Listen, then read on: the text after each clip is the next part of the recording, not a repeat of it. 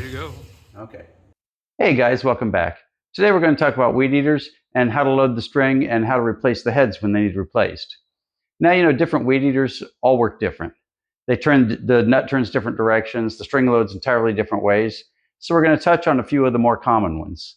So I rounded up 3 weed eaters that all load completely different, and we're going to go through all those. Now this all started because I've got one that had a head bolted to a head, and I looked at it and went, if he'd known how to take it apart and replace the head, he wouldn't have tried to do that. So let's look at the first one. We're going to start off with the most common homeowner one. So we're going to start off with this good looking little Homelite, and you can see, looking at this, you can tell that the head turns this way based on the way the string is bent. Super common. So to take the nut off, we're going to go the direction the head spins. We're going to hold the head still, but it would normally spin this way, and that's what causes the curve in the string. So we're going to hold that still, and these are super easy peasy. Hold it still, pull the head off, you got it. Get there, you can put new string in, and you're done. There's nothing to them. But remember, look at the string and spin the bolt to tighten it. In this case, the opposite direction of the way you went. Let's see, where are you at? There you are. So this is a standard issue right-handed thread. But you don't care that it's a right-handed thread. You care which way the string is bent. That tells you everything. Marble blades are the same way. You turn towards the sharp edge, but that's another story. So this one, because the string is bent this way, we know that the head is spinning this way. So we're going to go the opposite of that. So you're turning this basically the direction the head spins. Head spins like that, turn it like that, and it comes off. So if your strings were bent the other way, when you looked at it, you'd go the other way. So let's look at one that goes the other way.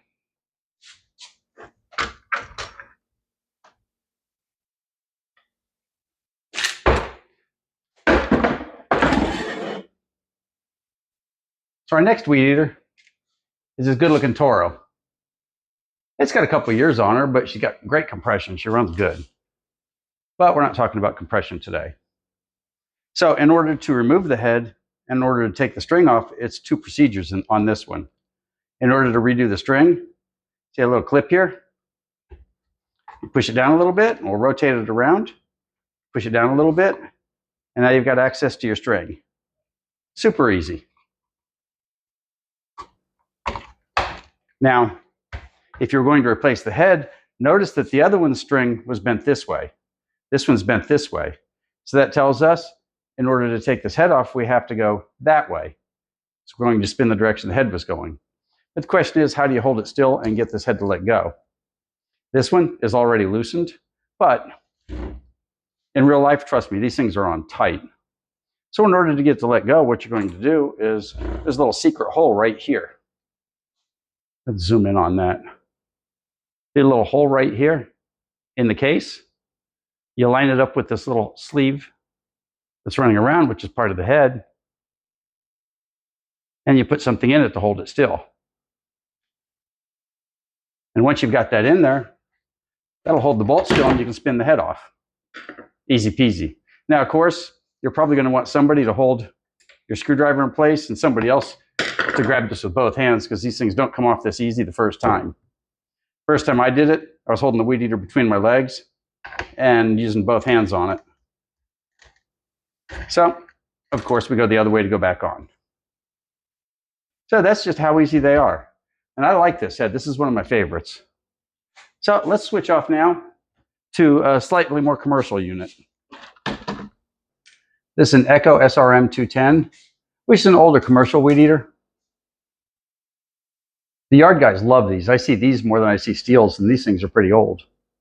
But if you look at this, somebody attached this head to this head because they couldn't figure out how to get this one off.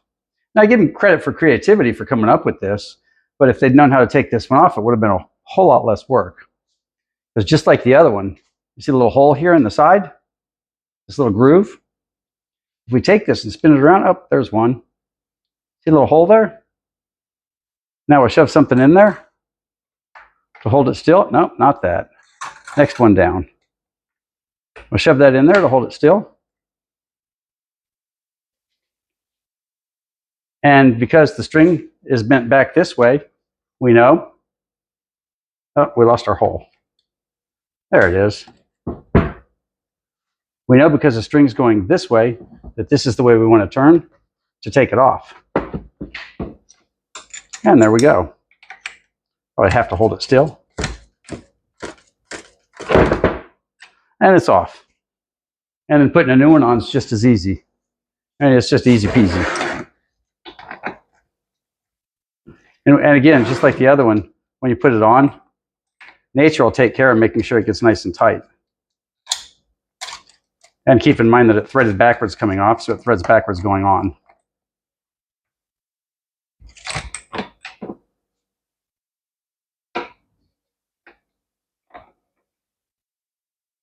At least it's supposed to.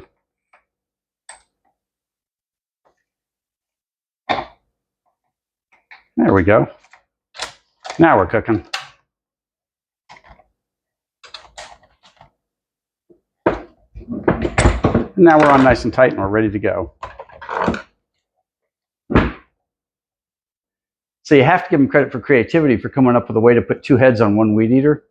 But if he had known that all you had to do was put something in there and turn it the direction that the head normally spins, then he could have popped that one off and screwed one on just as easy as we just did. Well, I hope that was helpful. And for you new people out there, don't forget to subscribe. It's free. And we'll see you next time.